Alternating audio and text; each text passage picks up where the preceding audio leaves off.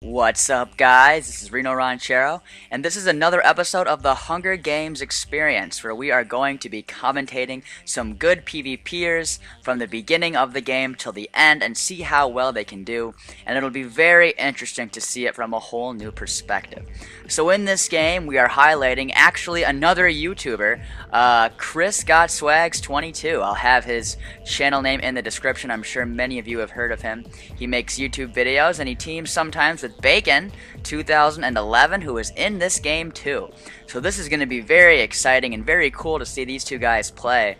That we know they're very good at the game, but it'll be cool to see it from another perspective. So we don't know what kits they're playing. I will find out eventually. I do have the spy kit that I do use to track the action, but I'll be back in a second once they do some more stuff. And we are back, folks, with chrisGOTswagz22 and bacon2011. chrisGOTswagz is playing the jumper kit, and Bacon is playing the milkman kit. So this is going to be a very interesting team. I always like when people choose different kits, not just Ender Mage, Monk, Thor. So here they go. They're going to fight Gearheads and try to double team him.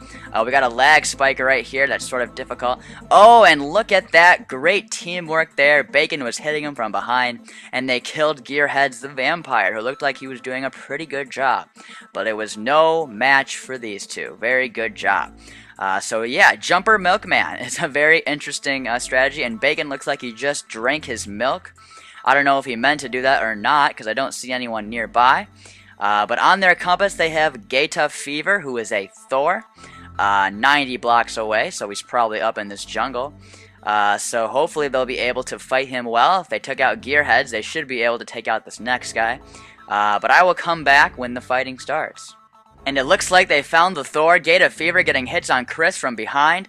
And it looks like chrisGOTswagz is turning around quickly. He actually just got a kill on another guy who was an Ender Mage. I kind of missed it, but he just did. And now they're fighting Gaeta Fever, who just Thored himself, and now he is on fire. And chrisGOTswagz is going to jump up on top of the tree. But Gaeta is fighting for his life, Thoring behind him, trying to survive, but it's hard in a jungle.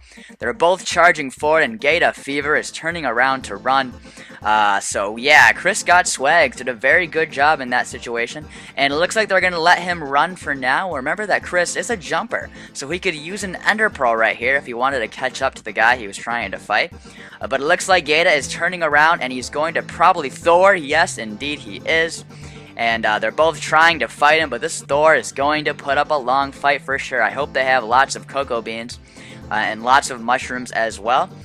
So Gaeta is running for his life, and we have the two PvPers in our game. Follow him close behind. He's in a bear skin. They both still have wooden swords, it looks like. I don't know why they haven't stopped to make a stone, but it looks like we're fighting now. They're trying to take out Gaeta Fever here. Both of them are still alive. There's a third guy and a fourth guy, Super Shape, just came out of the jungle. And it looks like Gaeta is going to go over and start hitting Super Shape. So now we have sort of a crazy brawl going on. chrisGOTswagz going to try to kill both of these guys. Bacon coming in for support. They're a very good team together for sure. They're both going to double team Super Shape, and Super Shape's getting knocked back. He has soup too. And chrisGOTswagz just kills Super Shape, and Bacon's going in at the Thor, but the Thor is continuing to strike down. And now they're both going to double team him here, and then he just got killed by Bacon. What great teamwork these two have. A lot of people trying to fight him, and Thors are very annoying, especially when you don't have iron armor. But the two of them were really good with suit management and communication, and they took out both of those guys. So now we have Chris and Bacon in the top 27 in the tournament, and I will come back when more things start to happen. So we are continuing on with our journey with chrisGOTswagz22 and Bacon. The two of them are playing Jumper Milkman, like I've said, and it looks like they see this guy on this tree right here named Dr. Fix-It, and he is just getting hit a lot, and Bacon gets the finishing kill on the cultivator. There's still another name tag down here though, and it looks like they might try to follow the cave system here. Hopefully that guy had some bread for them, because that's going to make it a lot easier. And they see Steve, is the guy, and I don't think he sees him at all. Bacon's running down. This should be a pretty easy kill. Oh man, yeah. Bacon gets the kill on Steve. Bacon's gotten a lot of kills so far. Oh man, guys, a terrible thing just happened. bacon2011, the milkman, just got exploded by a creeper. I didn't see it when it happened. I was actually tracking Chris at the time, but it just happened now. So that's just one of those unfortunate things that can happen when you're teaming.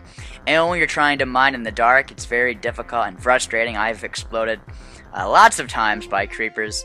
It is not fun. I'm sure he's going to keep playing, even though he is now solo, and he's got a lot of other people to take out. But I'm pretty sure Chris is going to keep going for it, and I will come back when more things happen. And we're back, folks, with chrisGOTswagz22. Ever since his teammate was exploded by a creeper, he has been mining a lot, and he now has full iron armor. He is in the top 6, and he is just now making it to the feast. In fact, he is the only person at the feast at this time. So it really worked out well for him that he was able to get all that iron. And the closest person is 160 blocks away, and it looks like that number is decreasing. It's a cultivator. And let's go check out the competition here. KJI is on a team, or no, he's fighting someone. It was a cultivator versus a cultivator, and I just caught it. Black Knight OS got the kill. And now chrisGOTswagz is right here, and they're gonna fight. Chris versus Black Knight. Here we go. Full iron versus full iron. And Chris is getting a lot of hits on this guy. Doing a very good job. Looks like a pretty close fight. Black Knight is having to back up, and Chris gets the kill. Very nice fight. It doesn't look like he had any soup in his inventory, and Chris is using his flint and steel to just completely burn the loot so no one else can pick it up. So that is a very good strategy for sure. He did that immediately. So this guy is definitely an experienced player, and if you've seen his YouTube videos, you know he's experienced. And so now he's going to make his way back to the feast platform. He is now in the top 4 as jumper. In fact, let's go check out these people. One of them is Bombry. So let's TP to, oh, I almost said that in the chat. TP Bomb. He is way up in a tower. Oh man, he is in a tower at 100, and looks like he is by himself. Solo tower. He's got quite a ways to go if he wants to build all the way to the feast, so he's not going to have a very good time. Bombry's kit, it probably already showed up and I just didn't see it, is a cultivator. So he's a towering cultivator, so he doesn't have much of an advantage. Maybe he had some people that were with him, but they died. It's hard to say, but he is alone on his tower. And let's go back to Chris, who is still alone on the feast platform. Philip the Berserker just got a kill on a Viper. So it's Philip the Berserker, Chris the Jumper, and Bombry, who is up in a tower. So Philip is going to be the one to fight Chris, and it is basically the last person that Chris has to deal with. Let's go to Philip right now. Philip is quite a ways away. He is at 350 is his Z coordinate, and the feast is going to start in just 90 seconds. So Chris has, Philip, has quite a ways to go, but he's just going to run towards the feast, and I bet he will probably make it in time. Chris was just saying in the chat that he had a teammate and he died. So Chris is not going to be teaming up again, of course. He has no reason to. I'm sure he can take on this Berserker. But if Philip kills a mob, Chris will definitely be vulnerable and at a disadvantage, and he might use one of his Ender Pearls to try to escape the fight. But if he does do that, he risks giving up the feast to him. So this is going to be very interesting to see how Chris decides to play this out. But Philip might not even run in until he gets a mob. And if he can't find a mob in time, before the feast starts, Chris might get a strength 2 potion at the feast, and then be at level ground, or level standing with the Berserker. So a lot of questions are coming up in my mind on what could happen. It's going to be very exciting. And here comes Philip without strength 2, and he's turning to run. He is turning to run, but now he's turning back around to fight. So this is like a really close fight. They're both taking damage, and Philip's turning around to throw some bowls. So this guy must know how to refill.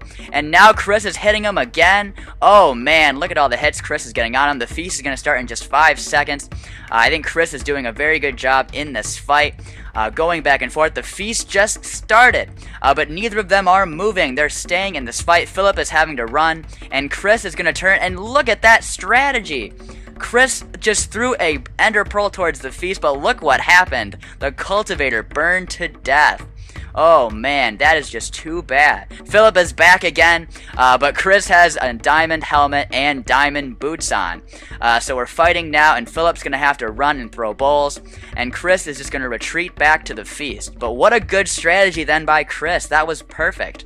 He used his ender pearls to go back to the feast quickly in the middle of the fight, and now Chris is going to have tons of advantages in this fight. Philip is running back now, and we're fighting now. Chris is doing a great job. I don't think Philip's going to be able to pull this off because Chris has the diamond helmet and boots, which are going to help him a lot.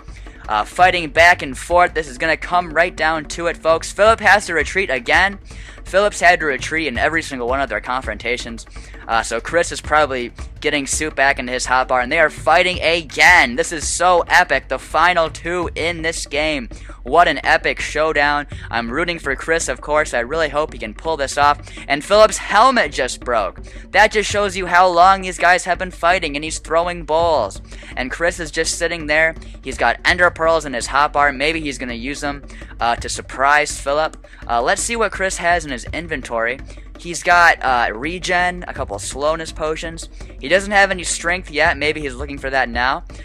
So this is really getting good, and I'll be back in just a second. And we're back, folks, and look at Chris. He's got full diamond armor, so even though Philip has strength 2 from a mob he killed, I don't think he has a chance against the full diamond chrisGOTswagz. I'm pretty sure it's over, and it is! Chris just won the game. What an amazing game. Let me just say to Chris, good game. And that is the end of the game with chrisGOTswagz22. Here is the stats page. He did a very good job indeed. And that is the end of the game. Thank you guys so much for watching. If you enjoyed this commentary and you enjoyed the series, please hit that like button, leave a comment, or subscribe to my channel. I would greatly appreciate that. And I hope you all have a great day.